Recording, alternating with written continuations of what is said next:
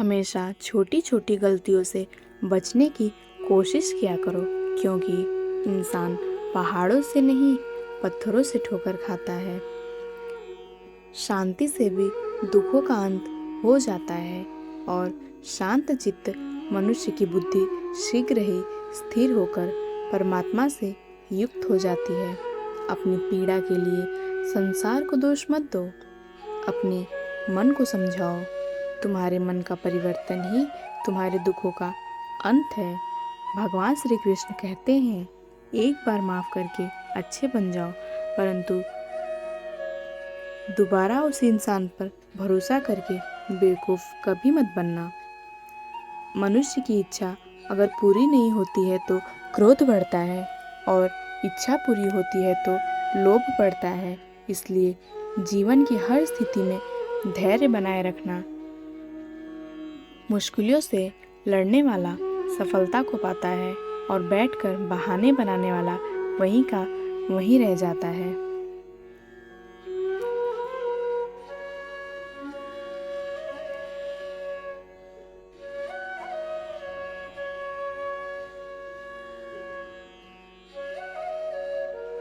भगवान श्री कृष्ण ने दुष्टों को भी अपनी गलती सुधारने का मौका दिया, क्योंकि भगवान श्री कृष्ण किसी मनुष्य को नहीं बल्कि उसके अंदर की बुराई को मारना चाहते हैं। श्री कृष्ण ने कहा है, अगर तुम्हें किसी ने दुखी किया है तो बुरा मत मानना। लोग उसी पेड़ पर पत्थर मारते हैं जिस पेड़ पर ज़्यादा मीठे फल होते हैं। जीवन में आधे दुख इस कारण से जन्म लेते हैं क्योंकि हमारी आशाएं बड़ी होती हैं। इन आशाओं का त्याग करके देखो, जीवन में सुख ही सुख है। यह सच बात है कि भूल करके इंसान कुछ सीखता है, परंतु इसका यह मतलब नहीं कि वह जीवन भर भूल करता रहे और कहे कि हम सीख रहे हैं। श्री कृष्ण कहते हैं, इस जगत में मनुष्य भौतिक वस्तुओं का भोग कर सकता है। अगर वे चाहे तो सब कुछ छीन सकते हैं, मनुष्य कुछ भी नहीं कर सकता। स्वार्थ से रिश्ते बनाने की कितनी भी कोशिश करो, वो कभी नहीं बनते, और प्रेम से बने रिश्तों को कितना भी तोड़ने की कोशिश करो, वह कभी नहीं टूटते। क्रोध से भ्रम पैदा होता है, भ्रम से बुद्धि व्यग्र होती है, और जब बुद्धि व्यग्र होती है तब तर्क नष्ट हो जाता है। जब तर्क नष्ट होता है तब व्यक्ति का पतन हो जाता है। दोस्तों, हमें क्रोध बिल्कुल नहीं करना चाहिए। जब भी हमें क्रोध आए तो हमें खुद की जुबान पर नियंत्रण रखना चाहिए। इस पर मैं आपको एक कहानी अवश्य सुनाना चाहूँगी। एक गांव में शांति नाम की एक महिला रहती थी। वह स्वभाव से अत्यंत क्रोधी थी। साधारण सी बात पर भी उसे बहुत गुस्सा आता था, और वह गुस्से में छोटा बड़ा अपना पराया कुछ नहीं समझती थी।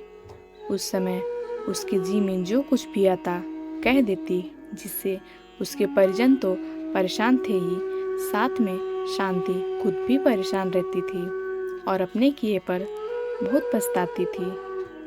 संयोगवश एक दिन उस गांव में एक संत पधारे। यह समाचार शांति तक पहुंच गया।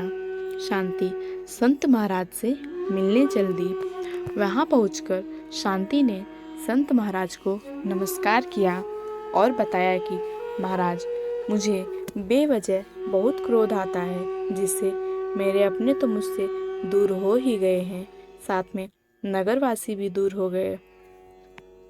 इतना होने के बाद भी मैं अपने आप को नहीं सुधार पाती। कृपा करके आप मुझे कोई रास्ता बताएं। शांति की बातों को सुनते हुए संत ने अपनी झोली से एक शीशी निकाली और उसे शांति को देते हुए कहा, जब तुम्हें क्रोध आ जाए तो इसे पी लेना, और तब तक पीते रहना जब तक तुम्हारा क्रोध पूरा शांत न हो जाए। लेकिन एक बात का ख्याल रखना कि शीशी को मुंह से अलग नहीं करना जब तक तुम्हारा गुस्सा शांत न हो जाए। शांति ने ऐसा ही किया। एक हफ्ते में उसका क्रोध काफ़ी कम हो गया। वह फिर दोबारा संत से जाकर मिली और बोली, महाराज, क्रोध तो मेरा कुछ कम हुआ, लेकिन आप कृपा करके उस दवा का नाम मुझे बता दीजिए। शांति की बातों को सुन संत ने हंसते हुए कहा, उस शीशी में कोई दवा नहीं, सिर्फ पानी था, क्योंकि क्रोध आने पर तुम्हारे मुंह को बंद रखना था।